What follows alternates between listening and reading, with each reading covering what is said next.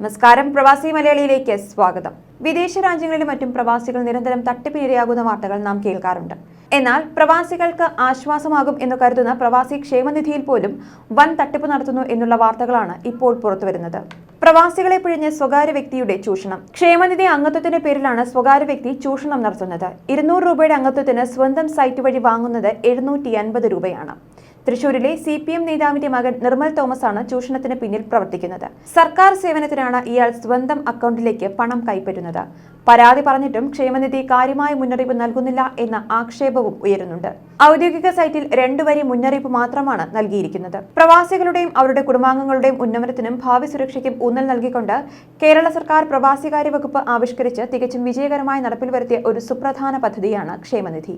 18 മുതൽ 55 വയസ്സ് വരെയുള്ള കേരളത്തിന് പുറത്തുള്ള പ്രവാസികൾക്കും വിദേശ രാജ്യങ്ങളിൽ താമസിക്കുന്ന പ്രവാസിക്കും ഇതിന്റെ ഭാഗമാകാൻ കഴിയുന്നതാണ്.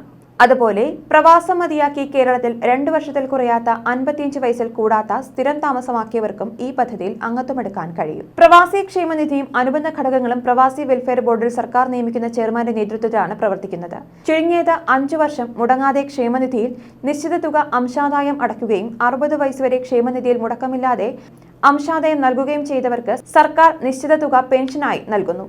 നിലവിലിത് 2000 രൂപയോളമാണ്. അതുപോലെ ക്ഷേമനിധി അംഗം മരണപ്പെടുന്ന പക്ഷം ആശ്രിതർക്ക് ആകെ പെൻഷൻ തുകയുടെ 50% ലഭിക്കുന്നു. കൂടാതെ 5 വർഷത്തിൽ കൂടുതൽ തുടർച്ചയായി അംശാദായം അടച്ച ഓരോ അംഗത്തിനും പെൻഷൻ തുകയോടൊപ്പം കൂടുതലായി അംശാദായം അടച്ച ഓരോ വർഷത്തിലെയും ആകെ തുകയുടെ 3% അധിക പെൻഷൻ ലഭിക്കുന്നതാണ്. എന്നാൽ ഈ അധിക പെൻഷനും അടിസ്ഥാന പെൻഷനും അർഹനായ ക്ഷേമനിധി അംഗത്തിന് അടിസ്ഥാന പെൻഷൻ തുകയുടെ ഇരട്ടിയിലധികം പെൻഷൻ ലഭിക്കുന്നതല്ല. കോവിഡ് കാലത്ത് പ്രവാസികൾക്ക് ലഭിച്ച വലിയ ആശ്വാസമായിരുന്നു പ്രവാസി ക്ഷേമനിധി അംഗങ്ങൾക്കുള്ള സഹായം.